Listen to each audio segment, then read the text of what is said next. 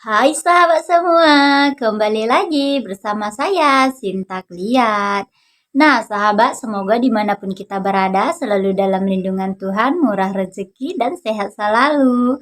Amin. Semoga sahabat semua tidak bosan-bosan menonton video saya ya sahabat. Dan di sini saya mau menjelaskan tentang anak saya si Rafael ya.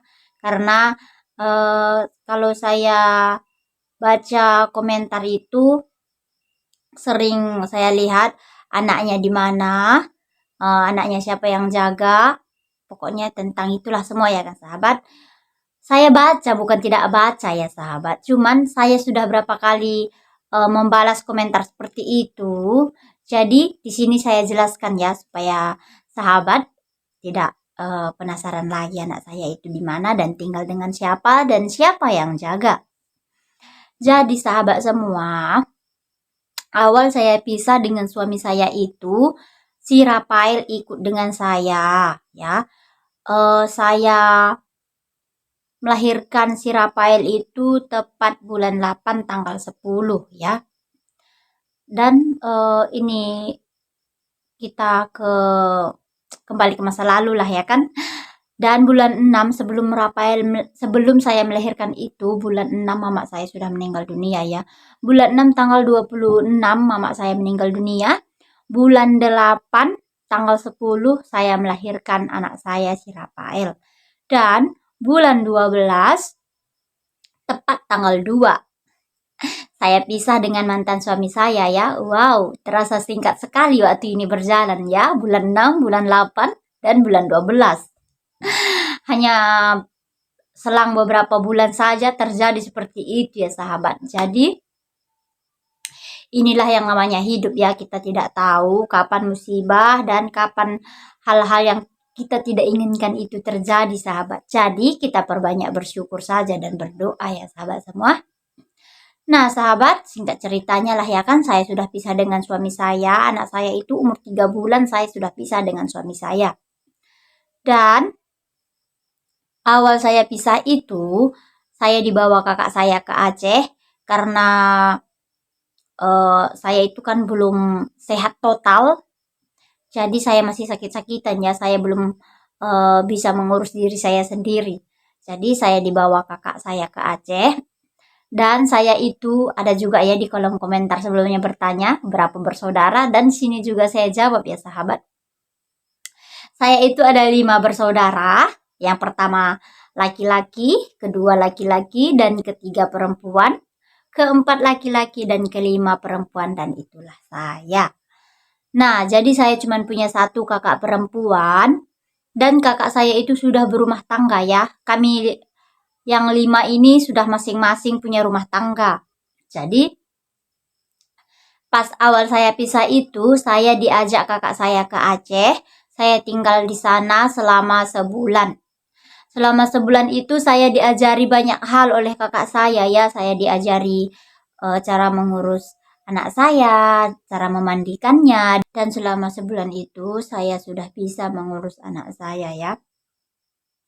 Dan saya ini orangnya agak bosenan ya sahabat. Jadi selama sebulan itu saya bilang sama kakak saya mau pulang kampung ya. Dan kata kakak saya tidak larang kamu mau pulang kampung katanya ya kan. Cuman kamu pikirkan dulu nanti kalau di kampung, kalau kau sakit apa segala macam, tidak ada yang ngurus kau dan anakmu katanya. Saya jawab lah ya kan. Saya sudah sehat, saya sudah bisa mengurus anak saya. Seperti itulah saya jawab. Ecek-eceknya saya sok kuat lah ya kan sahabat. Dan selang beberapa hari saya pulang kampung, dan di kampung itu saya tinggal dengan bapak saya ya, serumah dengan bapak saya. Jadi satu rumah itu kami cuma tinggal 3 orang, bapak saya dan si Rafael. Nah, di situ sahabat semua, pas saya di kampung itu saya benar-benar ingin menangis ya. Kalau saya ingat-ingat sahabat, saya merasa kenapa hidup saya seperti ini? Kenapa hidup saya tidak seindah seperti hidup orang lain ya sahabat? Tapi saya tetap bersyukur ya, saya masih mampu berdiri sampai saat ini sahabat semua. Dan di kampung itu banyak cobaan dan rintangan yang saya lewati ya. Masalah ekonomi, masalah kesehatan, dan lain sebagainya, sahabat. Nah, sahabat, ketika saya tinggal di kampung itu, saya berusaha ya kan kerja apalah segala macam supaya mencukupi kebutuhan saya dan anak saya. Jadi, ketika kami pisah itu sudah ada perjanjian bahwa dia menafkahi si Rafael itu dikasih 1 juta sebulan, dan anak saya itu tidak minum ASI. Dia itu minum susu formula tok ya sahabat. Dan bayangkan di situ susu anak saya itu bukan susu eh, bukan apa ya sahabat.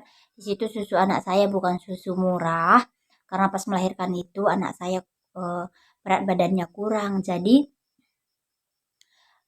dikhususkan sama dokter bahwa dia harus minum susu inilah ya kan. Jadi susu anak saya itu bukan susu murah ya. Sedangkan pemasukan saya tidak ada sahabat. Pemasukan saya hanya yang dikasih Bapak si Rafael 1 juta sebulan. Dan pikirkan itu sama sekali tidak cukup ya. Bapak saya memang ngasih. Bapak saya pernah bilang, kalau kamu tidak punya uang buat beli susu Pael, minta saja sama saya katanya kan. Tapi selaku saya sudah pernah berumah tangga, saya merasa tidak enak jika meminta duit kepada bapak saya ya.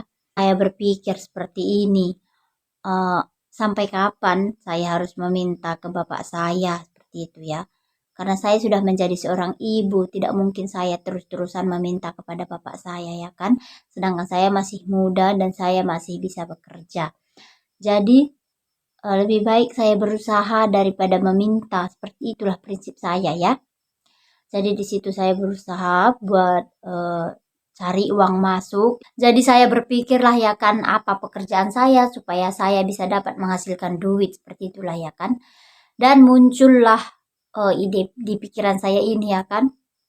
Saya buka usaha kecil-kecilan, saya jualan di depan rumah bapak saya ya. Saya jualan miso, bakso goreng dan lain sebagainya yang saya bisa buat lah seperti itu ya. Jadi saya jualan itu dari siang sampai sore, sampai kadang sampai malam lah ya kan sahabat. Nah, di situ saya jualan sambil ngomong Rafael ya kan. Hampir beberapa minggu saya jualan. Si Rafael tiba-tiba sakit ya kan. Di situ saya benar-benar down, sahabat. Saya tidak tahu ya. Karena saya benar-benar sangat takut sahabat, anak saya sakit ya kan, sedangkan saya itu di rumah sendiri, saya sendirian sahabat. Bayangkan saja seorang anak yang umur 3 bulan sakit dan saya sendiri. Saya benar-benar takut, saya mau menangis, saya tidak tahu berbuat apa lagi ya. Dan untung tetangga-tetangga sebelah rumah saya itu baik. Ketika si Rafael menangis dia datang kan, kenapa kan. Kalau mama-mama zaman dulu itu banyak tahu obat-obatan ya kan, obat-obatan kampung atau obat-obatan apa itu namanya tradisional lah ya kan. Baru dibuatnya lah ini itu ya supaya si Rafael pun tidak menangis lagi ya kan. Barulah di situ saya tenang sahabat. Di situ hati saya benar-benar hancur. Saya berpikir seperti ini, kenapa ya sahabat, kenapa Tuhan menguji saya seberat ini seperti itu ya. Kalau memang tadi Tuhan menakdirkan kehidupan saya seperti ini, tolong ibu saya itu atau mama saya jangan dulu diambil, jangan dipanggil, supaya saya punya pendamping untuk mengurus anak saya seperti itu ya sahabat. Jadi di situ saya menangis, saya tidak tahu ya harus berbuat apa lagi, saya hanya tahu menangis dan menangis ya kan. Dan saya elus kepala anak saya sambil mengucap dalam hati, ya Tuhan, kenapa takdir kami harus seperti ini? Seperti itulah ya kan. Saya nangis sambil melihat wajah anak saya. Di situ saya mulailah ya kan. Tapi saya jujur ya sahabat. Walaupun kadang saya ingin menyerah, patah, semangat apa lain sebagainya. Ketika saya lihat wajah anak saya, semangat saya itu kembali ya. Saya tidak mau menyerah lagi, berarti kan Saya tengok anak saya kan, oh saya sudah punya anak, saya harus kuat. Saya harus kuat demi anak saya, seperti itu ya. Jadi semangat saya kembali lagi ya sahabat. Sudah hampir 4 bulan si Rafael tinggal sama saya, dan kondisi saya itu kembali down ya sahabat. Saya sudah mulai demam, sakit, batuk dan lain sebagainya. Mungkin karena saya belum tahan capek ya, dan saya sudah capek. Jadi di situ kondisi saya kembali lagi down, saya mulai sakit-sakitan dan bibi saya berkata, "Sudahlah, eh, kasih saja si Rafael dengan neneknya," katanya ya kan. Saya pun berpikirlah